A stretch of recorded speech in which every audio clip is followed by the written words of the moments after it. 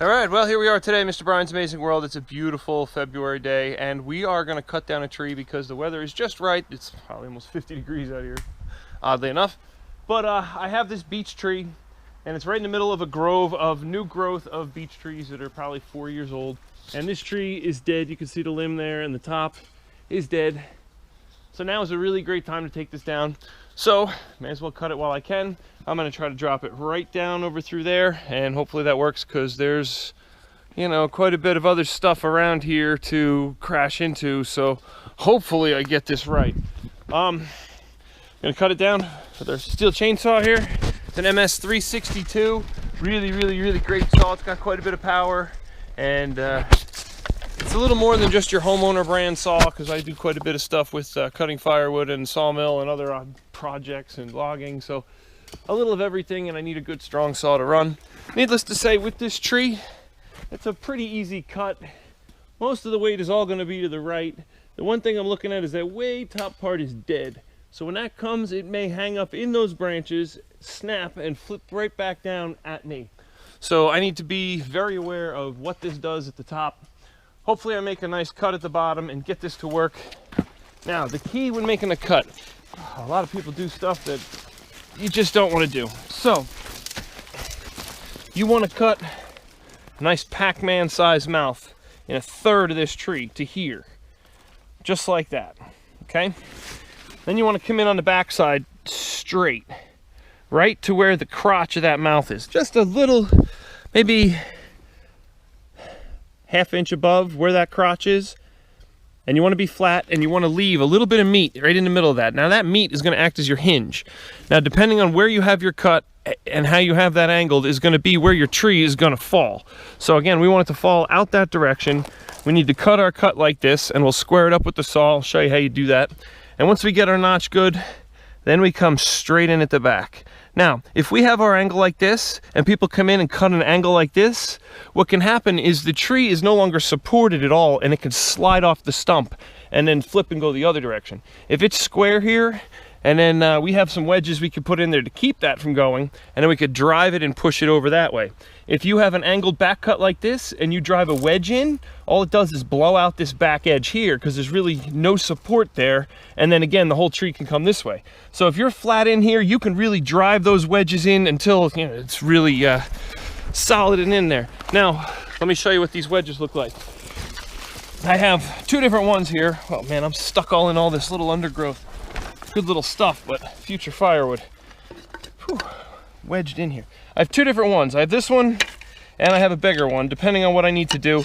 This tree, I don't know, we'll just stick one in there to show you what you have to do. They're made of plastic. If you hit them with the saw, you can see I nipped that one already. It doesn't hurt your blade and your chain. Other than that, normally, you want to cut as low as you can so you can get the best part out of your stump for your logs, because usually logging and taking the logs. So you want to end up with a clean square cut bottom. So if you cut your notch there and then the whole bottom out like that to make your notch, you end up with square logs when you're done, and you don't have to really mess with the bottom, and you save a lot of the bottom of your butt. You know, to a point. What else? Well, I guess no better time than now to kind of fire up the saw and get this going. Like I said, hopefully everything works the way it's supposed to go. You never know. It's tree cutting. It's always fun. Maybe I'll leave this, maybe I can leave it right over here for the moment. Facing right at me at the tree. Let's see what I'm cutting.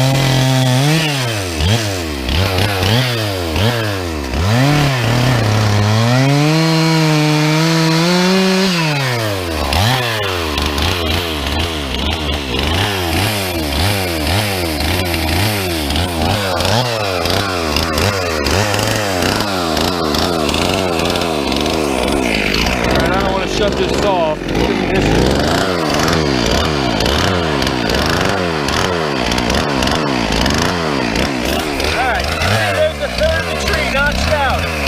We'll come in right here, to about here, and then we should go right over. That blade rolling.